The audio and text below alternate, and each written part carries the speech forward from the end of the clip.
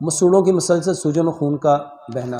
मेरे मोहतरम भाइयों, दांतों में से अगर कोई मसला है, दांतों में से खून आता है, मसूड़े सूज गए हैं, फूल गए हैं, दांतों में दर्द होती है, दांतों को ठंडा गर्म लगता है, केले के साथ दांत साफ करो। किसके साथ? केले के साथ। देखो, इसके बारे में ना पहले हदीस से जानो।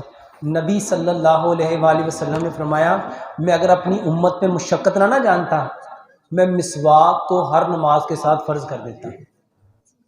मैं मिसवाक को हर नमाज के साथ। मेरे भाइयों, सबसे बेहतरीन है क्या करो? मिसवाक करो। और जो बूढ़े लोग हैं, मिसवाक नहीं होती, मसूड़े दर्द करते हैं, केला लो, केला 2 इंच का टुकड़ा केले का लो, उसको मैश करो। केला लेना है, छिलका नहीं। उसको मैश करके पेस्ट बना लो, ब्रश के ऊपर लगाओ, उससे दांत साफ करो।